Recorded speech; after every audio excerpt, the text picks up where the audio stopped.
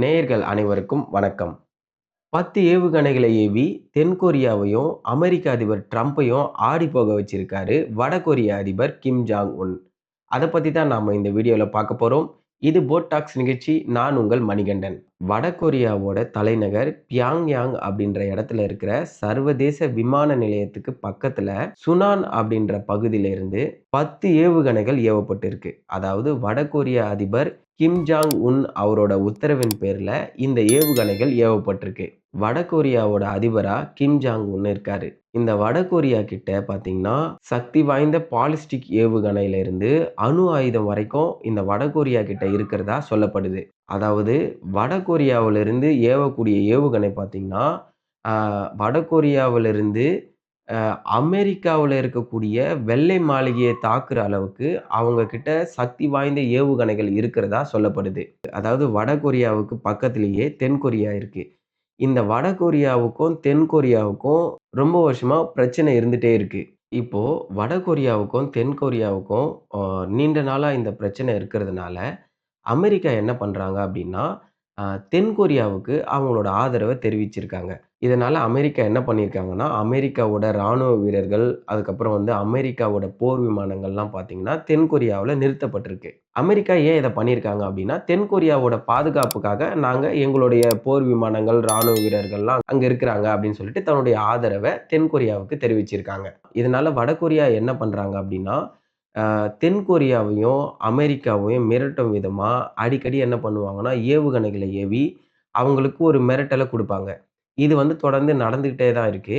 இப்போ சமீபத்தில என்ன நடந்திருக்கு அப்டின்னா, அமெரிக்காவும், தென்கொரியாவும் இணைஞ்சு ராணுவ கூட்டு பயிற்சியில ஈடுபட்டுட்டு இருக்காங்க. அதாவது அமெரிக்கா வீரர்களும், தென்கொரிய வீரர்களும் என்ன பண்றாங்கன்னா, பிராக்டிஸ் பண்ணிட்டு இருக்காங்க. தன்னுடைய ஆயுதங்கள யூஸ் பண்ணி எப்படி போர் நடந்தா, எந்த மாதிரிலாம் போர் செய்யணும் அப்டின்னு சொல்லிட்டு ராணுவ கூட்டு பயிற்சியில இவங்க ஈடுபட்டுட்டு இருக்காங்க.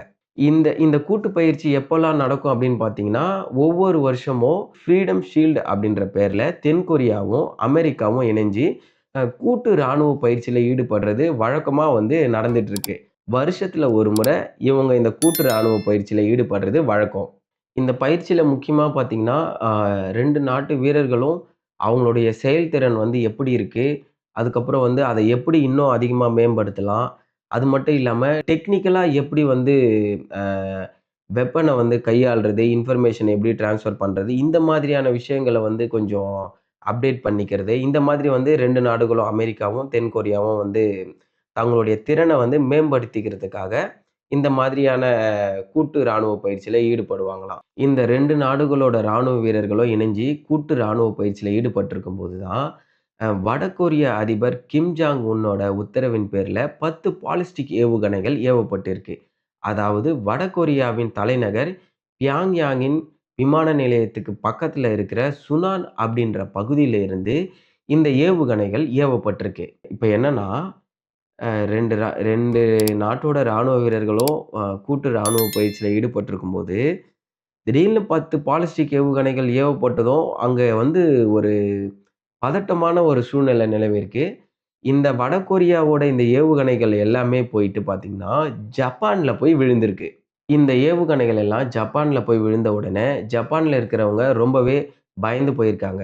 இது பத்தி ஜப்பானோட பாதுகாப்புத்துறை அமைச்சர் ஷின்ஜிரோ கொய்சுமி என்ன சொல்லியிருக்காரு அப்டின்னா, வடகொரியா ஏவி இருக்கிற இந்த ஏவுகணைலாம் ஜப்பானோட பிரத்யேக பொருளாதார மண்டலத்துக்கு வெளிய விழுந்திருக்கு.